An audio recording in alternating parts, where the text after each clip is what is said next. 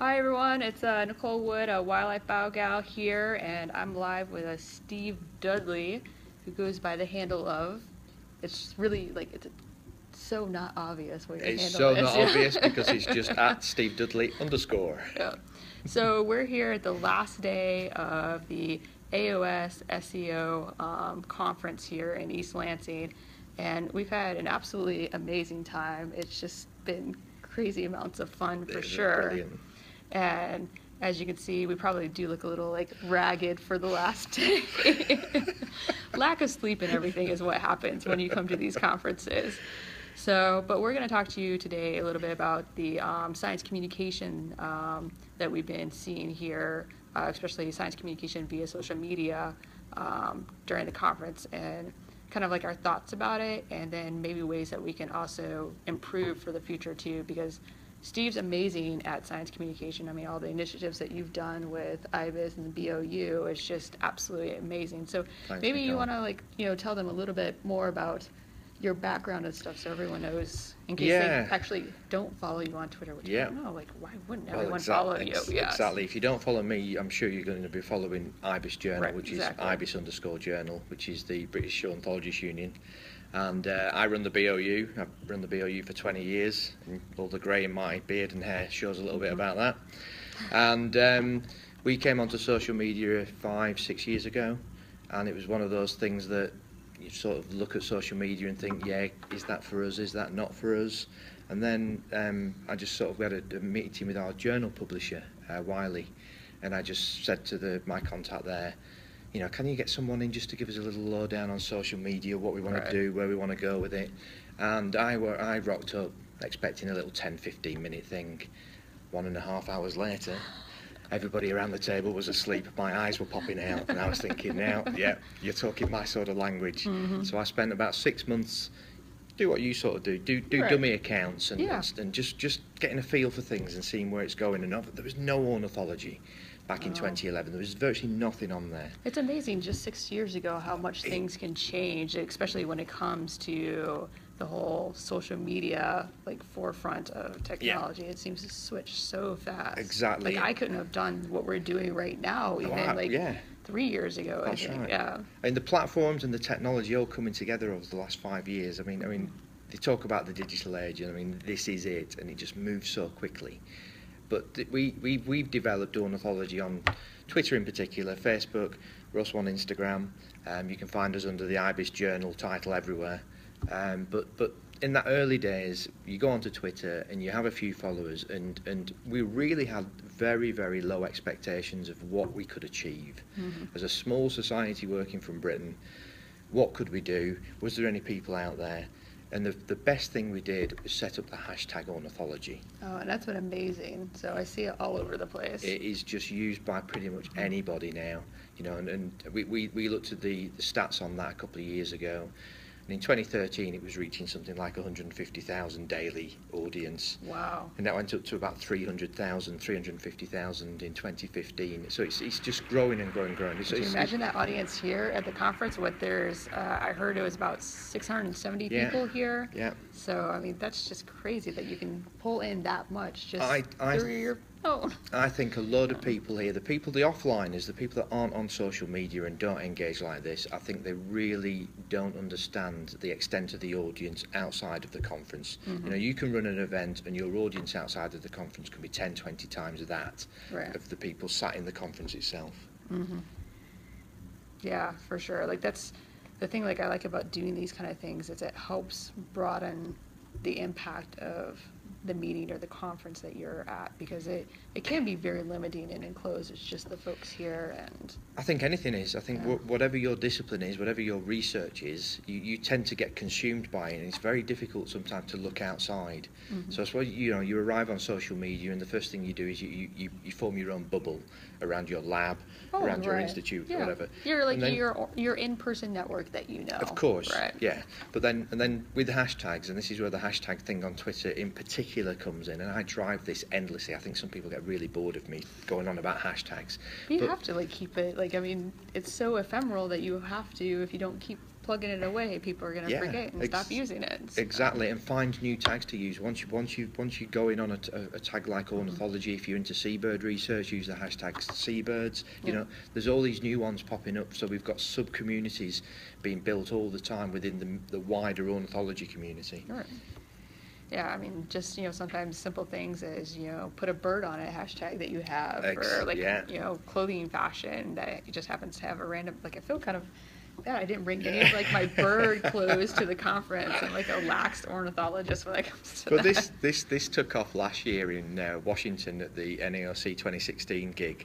You know, someone just randomly photographed some guy wearing a T-shirt and then with the hashtag put a bird on it, and we've added on that. We've got hashtag birdwear, we've got hashtag bird gear if it's not something that you physically wear, and it's just, you know, it brings a real fun element to a conference where everybody's sober and research, but as soon as you break out, you know, at coffee times and in the evenings, you know, everybody relaxes and chills out. So that relaxed and chilled out mode just extends to social media. Yeah, for sure. Yeah, I mean, you might as well enjoy what it is you're doing and have a little bit of fun with it, because it's going to show through in your science, and it's going to help get people who are listening to your science to be that much more excited about it and more likely to engage with you. I think the people that enjoy themselves the most here are definitely the Scicommers. I think so. Yeah, I mean, not that we're biased at all, but I do think we are a pretty fun group.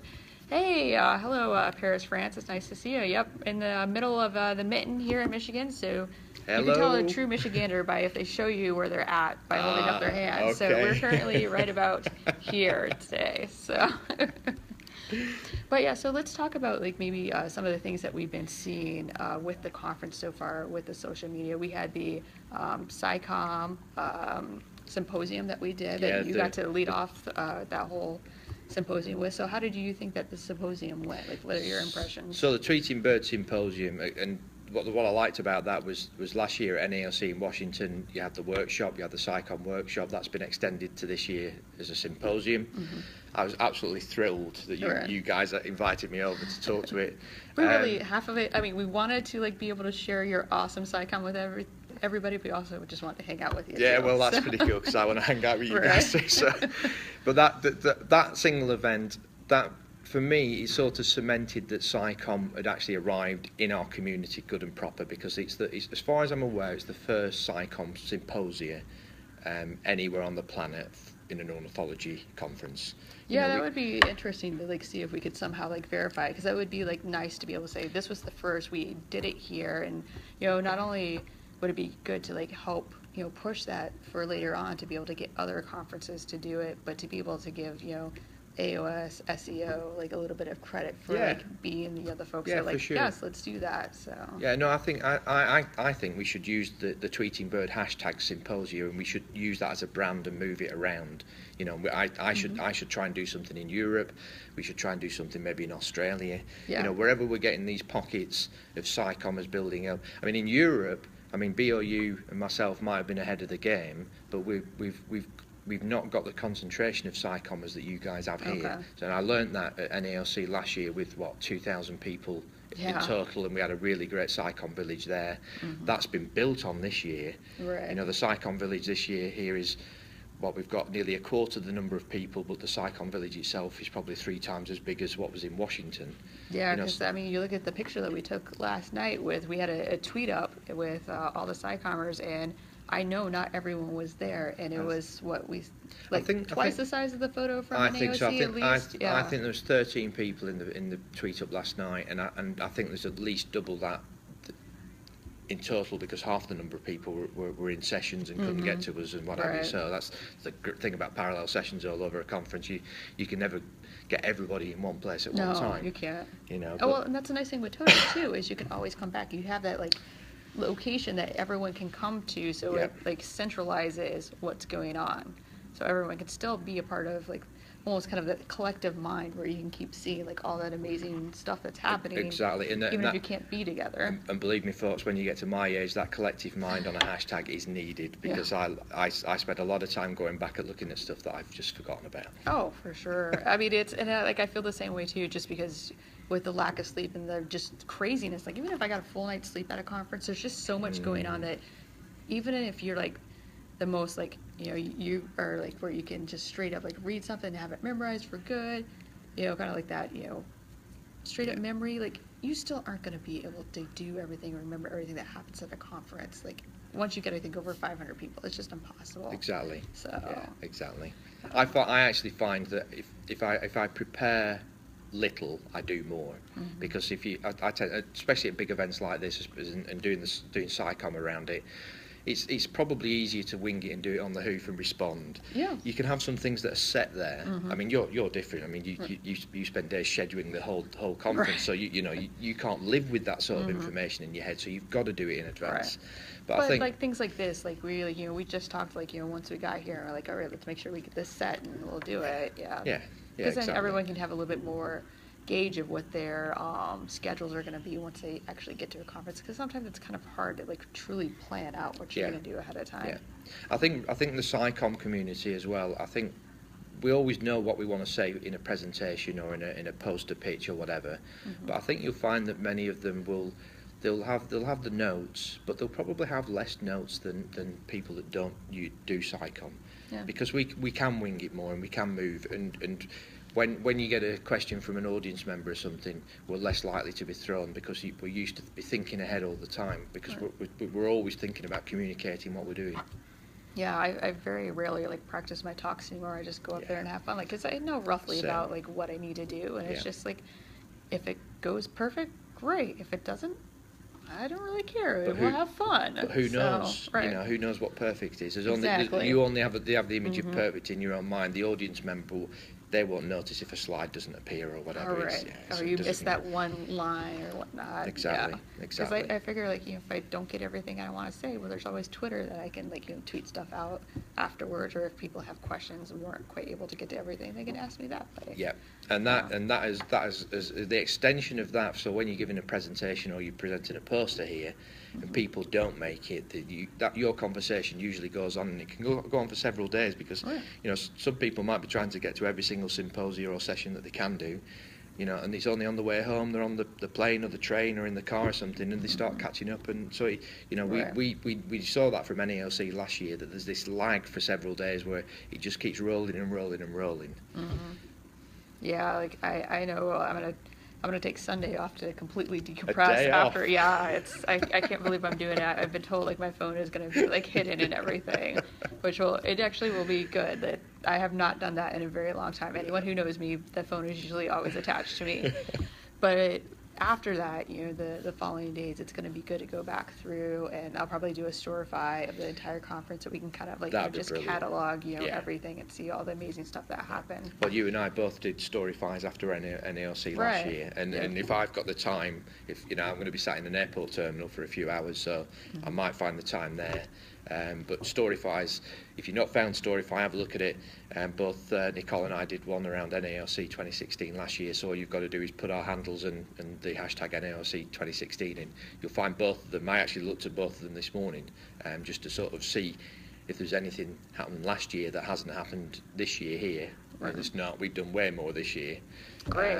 You know, so it's always it's always we're always going up.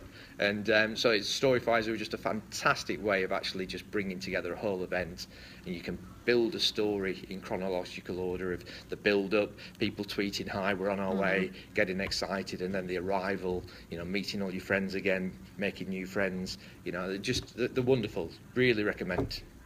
Right. Yeah.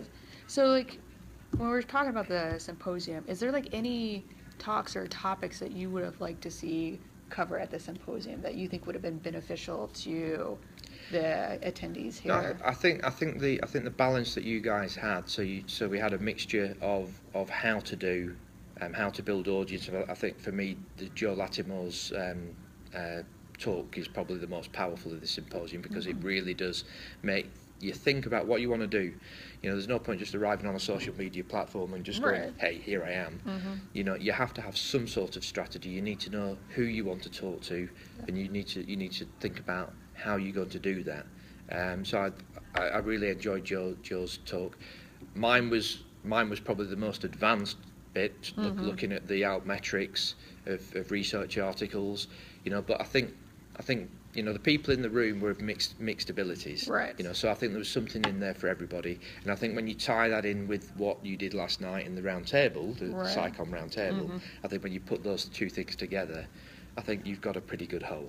Yeah, it was nice to be able to have the round, because we really didn't have a ton of time for questions. We were able to fit in that little question session in the middle, but it still didn't seem that it really satisfied everyone. They wanted to be able to talk for that much longer. I think even with the round table, we could have talked for we could have gone on several all night. hours, yeah, quite easily. If it wasn't that we were all hungry and wanted food, maybe that's almost something that we should do for next year, is see about if we could arrange some sort of pizza like they do with the Meet the Editor thing. Just bring pizza in and everyone, all right, chill out, relax. We got food and let's just sit back and talk. And I tell you what, if you put food and drink in the room, you'll get twice as many people as well. I think that's a great idea. Yeah, I'm making sure I write it down right now so I don't forget.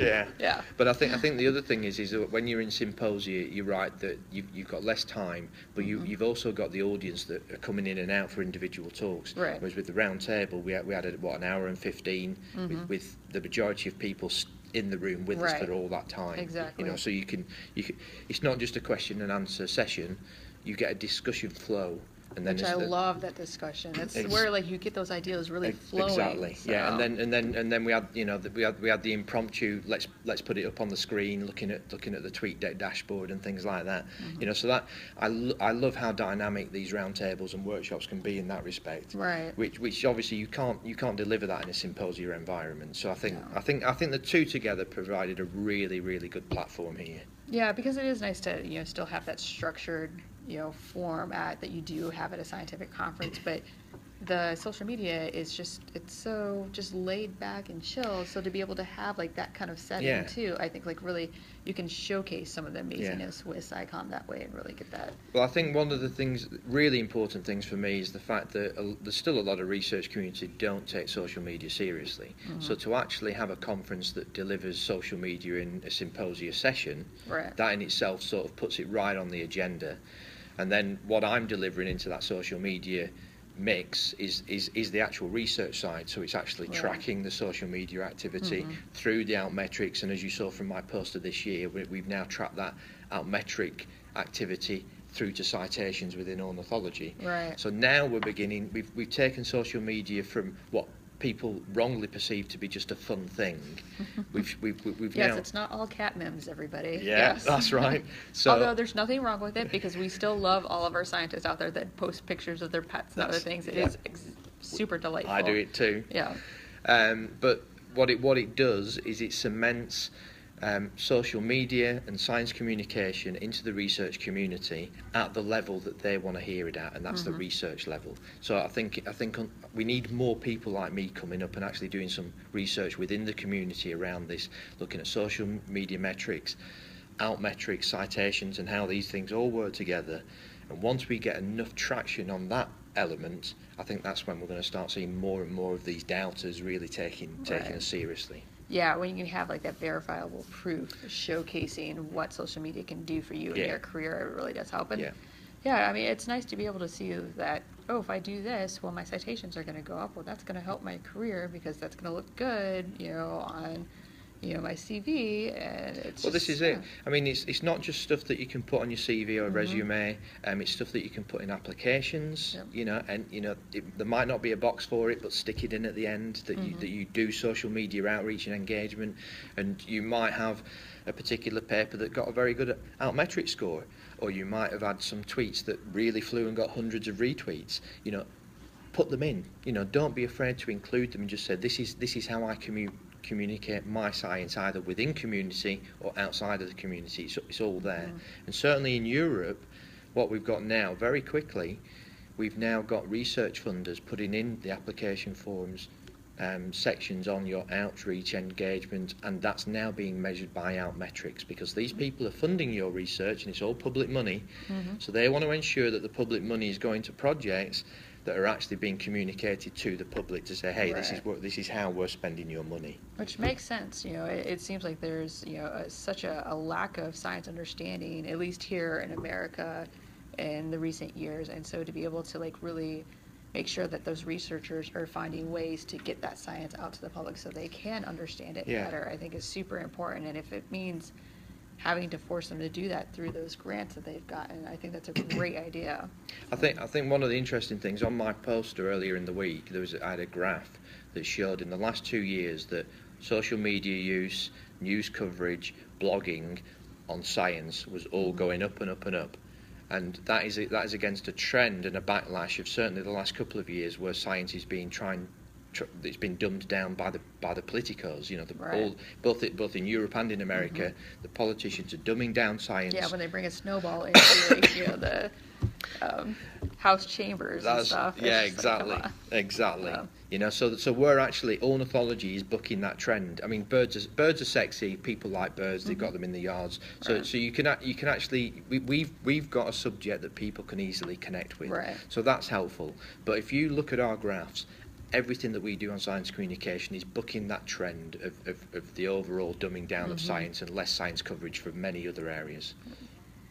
Yeah, so what are some things that you think could be done from this conference to the one that's going to be in Arizona next year for AOS that we could do to improve science communication, or like, you know, through social media, like, you know, not only via like, you know, within the conference, you know, say like having, you know, maybe like 2 symposiums or things like that, but also what we could do to outreach out to other people outside the conference while we're there. I think the first thing is you might have to change pizza to tacos. Oh.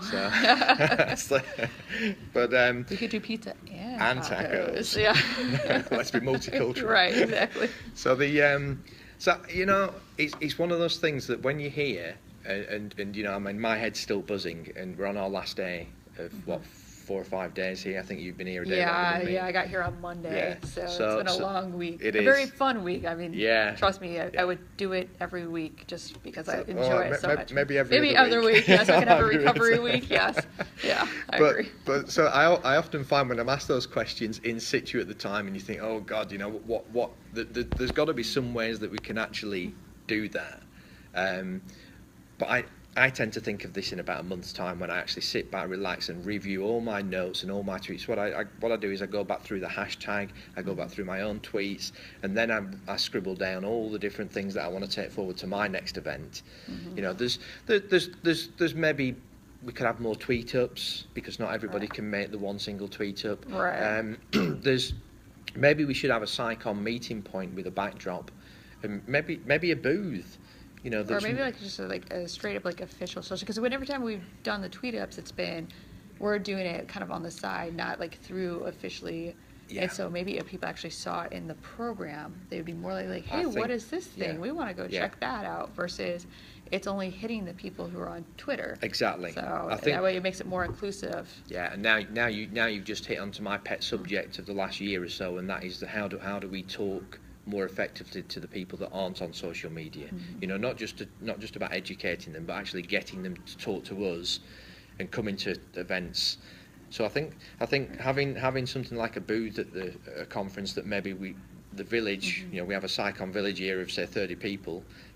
We can each take it in turns just to man that booth, and so people in the conference have got that one-stop shop that they can go to talk to people about science communication and social media. I like that idea. Yeah, because they can really have get more of the in-depth discussion one-on-one and have their questions. I mean, and there's enough of us around here that we easily could do it. I mean, some of the I bet like me, some of the best discussions you've had are those people that have found you the next day in a one-on-one, 10-15 minutes, really intense about what they want to achieve. Because obviously in symposium and workshop you've got to be broad, but they want to be specific about what their research project, their lab.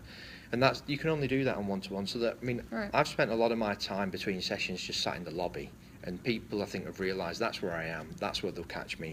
And usually within 5 minutes of sitting down and trying to do a bit of work, someone sat next to me, and we're away again talking about another project. So I think having a booth, and this should be part of the AOS, you know, this should be just built as part of their booth, a double booth, and we can have a communications outreach side, which is always manned by one or two of the Scicommers throughout the whole event, and I think that worked really well here. Yeah, I wonder if that would work with Scicomm Monday, like having a booth there and just having it like a sign say, you know, let's broadcast your science to the world, because like right now I'm only doing it through people who are on Twitter, but maybe as a way to like Aye. engage folks who aren't on Twitter, Yeah. to show them, hey, look at what we can do. We just sent this out to, you know, some couple hundred people real quick, and I think that rocks. Yeah. I think what you need is a plasma screen at the back showing some of your recent broadcasts. Oh, that's a good Yeah, idea. just have that there, and then you have a sign-up schedule, so people can actually sign up throughout the event, Right. so they can spend 15-20 minutes with you. And the other thing is get the AOS to give you a dedicated quiet room that is always going to be available for you, so you can do stuff throughout. And I think if you built that into the outreach and engagement program, Yeah. that is a brilliant way to actually reach Right. the offline community. I think It's so, too. fantastic. Yeah, because I mean, the outreach that we get from things like this, I mean, it's not just scientists watching this. It's a lot of just different audiences out there that will engage with this and be able to like Yeah. really tap into science. It's great. I think the other thing that people don't realise is that live broadcasts are also archived. So it doesn't Right. it doesn't matter if you don't have any viewers at all at the time of broadcast. I know that you're going to push each of the broadcasts again and Exactly. again and again. You know, and if you're on Twitter yourself, you can push it yourself. Right. You know, so you're going to build your audience up from the day and onto the next few weeks, and then. When you're talking to people, you're always thinking, you might be tweeting about something. You go, oh, well, I did a Scicomm Monday broadcast, and you just send them the URL, and there's another viewer. Exactly.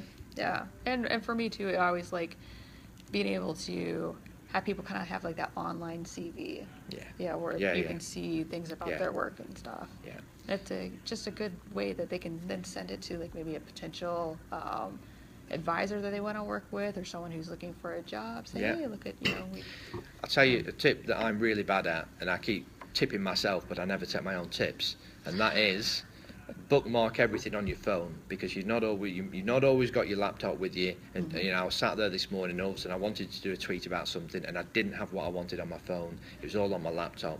So just make sure that you cross over. If you've got images that you're going to use constantly in tweets that you really use as backups, and you repeat Right. stuff, make sure that those are backed up to your phone, and likewise all your bookmarks that you really want to refer back to. So things like broadcasts that you might want to be telling people about, blogs that you've written that you refer to a lot. Make sure that these are bookmarks so you can easily access them and stick them on the tweet there and then. Yeah, I really like that idea. Like, I need to do more of that. Like, I will save images and stuff onto, say, my photo roll on my camera or on my phone. But yeah, I need to do more of the bookmarks and stuff. Yeah. Hey there, out there. Glad you can join us. And if anyone has any questions and stuff about science communication or the conference here in Lansing, we're at a ornithology conference, AOS SCO 2017 here. Feel free to ask any questions. But yeah, one thing I was really, so what is our job, Sue? I'm a graduate student. I study invasive mute swan here in Michigan, and then Steve is... I run the British Ornithologists Union over in the UK, and an important part of that, I would say about 30% of my role is the science communication, and I do peer-to-peer education and promotion within the ornithology community. Yep, so we're bird nerds that, like to have fun on social media and Definitely. Reach out to not only other scientists but everyone else out there to spread the amazingness of the science that's happening all around us. I think there's another aspect, and the word I use a lot, and other people use it within Scicomm, is community. So we have community at the research level, and where we share our research with us. But I think Jordan Rutter made a really good point at the roundtable last night, and that is the community support. Yeah. As a really active community, there's always going to be groups that get well known within the community, and they help support the community at all different levels, not just research levels. I mean, we all know what it's like being an undergrad. We all know what it's like being a postdoc. There's different pressures at different stages of your career, and you build yourself into this community and be active within it, and you'll find that you've got lots of support when you need it. So this is part of a life school or a lifestyle, that you can just build into your actual science communication and your an extension of your research. Yeah, I've definitely found there's been a lot of people that I've met on Twitter, fellow Scicommers out there, that they're no longer just Twitter colleagues, but we've actually become friends. And it's great that if I ever have any issues, I can just direct message them, and 2 seconds later I'm going to have an answer back from them. Exactly. And it really does help you get through some of the stresses of science that there can be. Yeah. So. And I've noticed a really big shift in the last sort of year, maybe to 2 years, in that I use the direct messenger on Twitter almost as much as I use email now. Yeah, you definitely. know, apart from it being a live chat media, you've actually got a constant conversation going with individuals, whether it's about your work or whether it's about supporting or mentoring, you know. So that's been a big change, and I know others have said the same to me. Yeah. That they're constantly using the direct button on your feed in your Twitter account, and you know, and that's when you make more personal contact with people. Yeah, exactly. If I see an email, I'm not as likely to answer it as what I am a DM. Like, I'm going to answer the direct message right away. So one thing, like, that we kind of have been talking about maybe a little bit is next steps to make science communication through social media. Hello there from France. Good to, or French. We don't necessarily know if they're from That's right. France. That's yeah, right. You could be French and not necessarily be from France. They could be both French in France. Yeah. Yep. Or elsewhere. So Yeah. we met someone who was actually originally from Madagascar, who technically is French. So, Exactly. yeah. But it's taking those next steps to make it more prominent here, because within our Scicomm community, there's a lot, and there's like some fringe Scicommers that know what it is we do and kind of understand it, but how do we get it out to the attendees here? And one of the ideas that we were thinking of is having a plenary of where we can reach everyone at once, because it's very easy just to have a symposium, and there's other symposiums you want to go to, but if you had the plenary, you're reaching that entire audience. Yeah. Oh. No, it's something that I've been working towards this last 12 months or so, probably following the Washington meeting, and that is that, you know, in Washington, NAOC 2016, there was probably less than 3% of the people there were on social media. So you're in a very small bubble, right. and it's just like some research groups end up in their own small bubble, and they tend to just spend most of the time with each other. That's great for their research, and it's great that we've got this little bubble, but we actually want to encourage more people to come in, and we want to educate the wider, not just the wider community, but if we educate the wider community about Scicomm, they're going to then pass that on, and it's going to extend outside of the community. So right. how we do that, you know, because obviously we've got to engage these people face to face at conferences like this. We've got to get through in less so in print these days, but most people have digital newsletters dropping into their inboxes, right. or they have RSS feeds. So we're going to have to start using more platforms off social media to tell them about social media. You know, I mean, AUS and BOU did something just before the conference about 6 weeks ago. We did a joint newsletter which promoted this event. It promoted social media at this event and wider than that. You know, and that went out to 12,000 people around the world.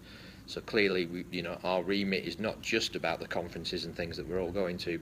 We've got a wider remit, and we want to extend this communication as wide as we can. Right.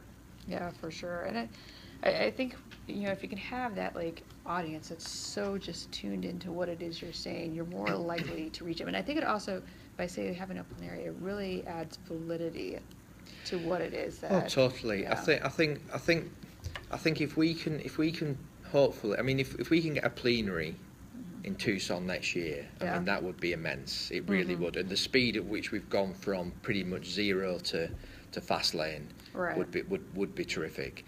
But if we don't get it next year, we just build on this year, because I mean the coverage that we've done this year is vastly improved on last year. I think we whilst that bar is always the highest bar is the plenary level. Right. If we don't get there for a couple of years, I think that's no big deal, because as long as we grow, it's not like we've lost anything, because we're still moving along that way. We're just aiming for that prize. Yeah. We're never going to lose, people. Yeah. Do not worry about that. We will not lose. Because I had a conversation just before doing this broadcast about print media, about journals in print. So Ibis Journal, Orc and Condor with the AOS.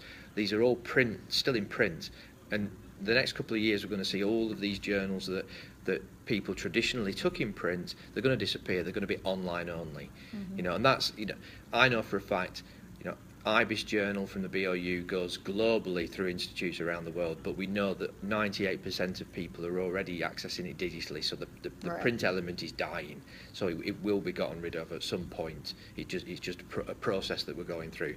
So once we lose a lot of this print media, we only have digital left. So those people that are reluctant to move on to digital, they're either they'll never come and take part in science communication, or they'll come on and they're going to have to embrace it because that is where they're at.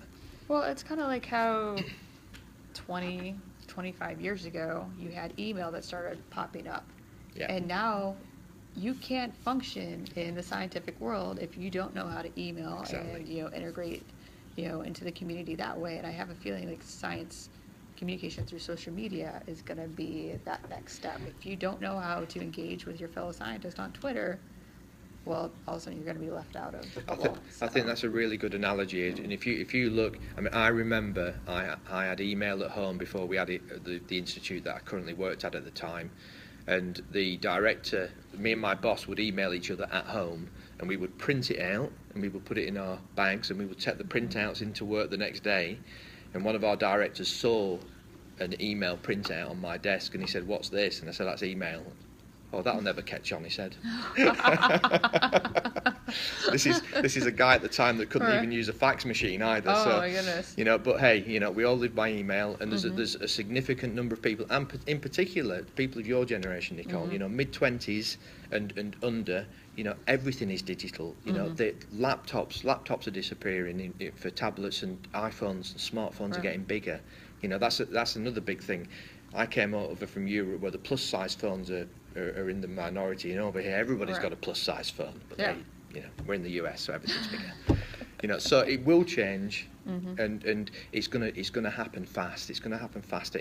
We said right at the beginning how fast things do change, but I think it's just getting faster and faster. Oh yeah, it's like I think of things from just last year already seem out of date now, and it's even my phone here. Someone out there is 12 years old and speaks a little English. Well, that's great. I'm glad you could join in. So, hi. If you want to ask a question, just ask away. We'll answer anything that you want. Yeah, we like being able to do outreach to all ages and everywhere around the world. That's a nice thing with Periscope is anyone can be watching, and then, like you said, watch the replay later if they weren't able to catch it in the first place. Well, you talk. I mean, this is the lady who does outreach all the time with her niece and nephew. Yeah, she's brilliant. So if you don't follow her on Twitter and you don't see all that, I mean, that is just ace. Well, it helps I've got a really awesome niece and nephew who are so game for going out and doing all that science fun with me. So. I've got a 7-year-old niece who can go out and check camera traps and knows how to work all of that and everything. That's just unbelievable. I did with my niece last year, or maybe a bit longer. Their class was set a homework project on badgers, and badgers in the UK. There's this big problem with bovine TB and badgers spreading it, and there's this terrible cull that's going on by the politicians. Against the research community, because the research community don't advise a cull at all, so that the politicians aren't following the science. Right. So my 10-year-old niece said to me, "Let's do it. We've got to do a badger project." So everybody else rocked up a week later with badgers are cute, badgers are black and white, and she rocked up with badgers and bovine TB. Yeah, exactly. Yeah, like my niece had something similar where she wanted to write up a project about spider monkeys, and so I tweeted out to the community out there. I was like, who knows anything about spider monkeys and we'd be willing to talk to a first grader about it. And I got some great responses, and one of the Scicommers out there was really amazing with answering all of my niece's questions. And about a month later, I went back over to her house and got to see this report, and there was stuff in there I didn't know. And I was like, oh my goodness, that's amazing. That is brilliant. Yeah, and a friend of ours, Jordan Rutter, and she works for the AOS here, running their Scicomm. And she was at a bird camp running up to coming out to the conference, and right at the beginning of bird camp she puts out a Twitter message, ornithology friends, feed in, what can you advise these bird campers to do, blah blah, and a lot of us sort of instantly messaged back saying, this is what we do, this is how we do it, this is the fun that we get out of it. Ken Kaufman came on, so these guys went crazy. King Ken. We got someone, of that status level within the ornithology community coming on and helping out. Yeah, and that's the thing too, that I really like about Twitter is you can have someone who's that, first year undergrad or even younger, And you've got this old seasoned scientist out there, and they're communicating and talking. I think it really takes away some of those, like, I don't know if you would want to call it, like, you know, status levels or something, but like those just career levels within science. It kind of like just wipes those away a little bit. It breaks them down completely. And I'm exactly the same. I mean, look at me. You know, I'm the grey-haired one here. You know, and I'm the one in the UK, and I've been coming over here doing Scicomm, and I am pretty much the only one at my level in our community, but there are no levels, and this is the thing. This is the thing. You know, it's just an age, and I've just been doing it a little longer than most people, and it doesn't matter because we all feed off each other and we all learn, and you know, as I said, the difference between this time last year in Washington.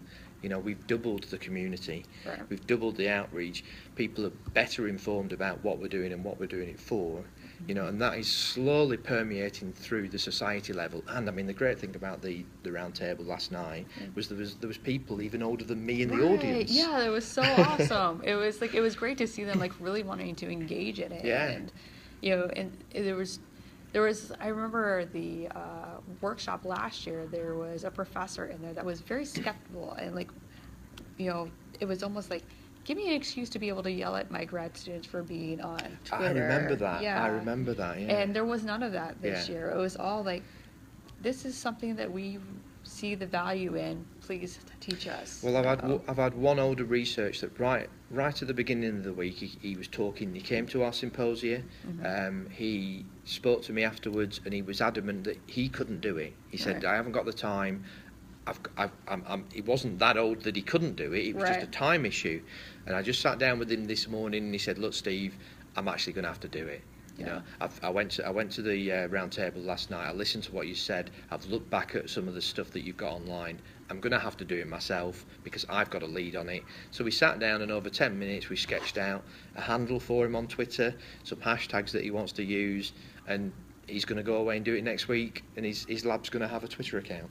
Awesome. You know, yeah, so if I only get that one connection like that, that's a week worth spent. But I think we've done way more than that. Oh, for sure. I think we've got lots of people coming on board. Yeah, I've had a number of folks come up and say, yes, we do need to have a Twitter handle and do it. I even had someone, Brody from Queen's University. He's like, yeah, I have a Twitter handle, but I really haven't used it much. And I was like, well, you got to start using it again. And so right there, he pulled up his phone, got on Twitter, followed me, and now he's going to be back on and using it in a way that's going to help benefit, because he's a brand new grad student and being able to benefit his career down the road. Exactly. Yeah. So if I go back to NAOC again last year, the very first person I met in Washington last year, I just arrived at the hotel, I sat at the bar, I turned left, there was a guy with a conference badge on. I said, "Hi, I'm Steve." "Hi, I'm Eric." Asked what we did. I said, "I'm a science communicator," and I saw his eyes glaze over, and he said, "Oh dear." And he said, "You know, I've got a Twitter account, but I've only ever sent one tweet." So I got my phone out, we found his Twitter account, and there was his tweet, and it was about a paper. So I retweeted it. Yeah. And on the back of that, we had a discussion about altmetrics. Rather bizarrely, there was a woman from Wiley appeared and sat next to us, heard us talking about altmetrics. She said, oh, we do altmetrics. I'm part of the altmetric team at Wiley. So we had a little bit of a wider conversation than he probably planned, or even I planned. And he then started understanding a little bit more about where social media fits into research. Exactly. And on the back of that conversation, what we were able to do is you know, he said, "Look, one of my biggest problems is I can't get my students to read what's on the reading list for the course." Right. So I said, well, yeah, why don't you set them a challenge based on social media? Give them a reading list and say that for at least one of these items, you've got to go out and source it from social media, and you have to show them the digital trail of where you went, what you looked for, how you found it, and then what you digested from it. I like that. And now, this year, he's actually got a module on his course based around that. Really? Yeah. Wow. I mean, that is just fantastic. That is so cool. Yeah. Man. See, and it's all there's so many little things that you can use social media for. It's all just, I mean, it can spread out in so many different directions for things. So, well, I mean, as much as I would love to keep talking with you, because I know we could talk about this all day for many, many days, and we have before. We have. So, but we're going to have to cut this short because, well, not really short. We've been going for a while now. So three quarters of an hour probably. So. But we've got other things we got to do. I've got someone else coming in for interview here shortly. Mark from Condor and Auk. It's Condor and Auk, He's right? Auk. Oh, just Auk. Okay. Yeah. See, that's what happens when I go on such little sleep. They all just kind of start to blend together after a while. So, but yeah, we'll be talking to him probably in about 15, 20 minutes once we get everything set up and make sure we go find him and get him back here where I've got everything set up. But yeah, if you've got any questions about social media and how it can help you and benefit your career, for sure, definitely talk to Steve at your handle, around, which so is at Steve Dudley _ or you can go to the Institute account, which is at IBIS_journal. And then you can always talk to me either via the Scicomm Monday handle or at my personal handle of Wildlife BioGal. And then for sure, go out and check out all the amazing stuff that's happening at the conference here. It's the hashtag AOS SEO17. And so see all the fun that we've been having this week. See how the social media community is here as far as within the science greater community. And if you're on Twitter and you want to see more about bird research, use the hashtag ornithology. Yes, there are correct. hundreds of people on there every single day. It's a really active hashtag. Yeah. So yeah, go check out all that. Have fun with that little set of homework that we just gave you to do. And like we said, if you have any questions, always feel free to contact us. And especially for those of you who are watching this on replay later, definitely contact us because we always like talking and helping out people. So try stop us talking. Right, pretty much. We're gonna have to like shut the broadcast like mid-sentence here. Yes. So bye, folks. Yeah. Have a great rest of your day.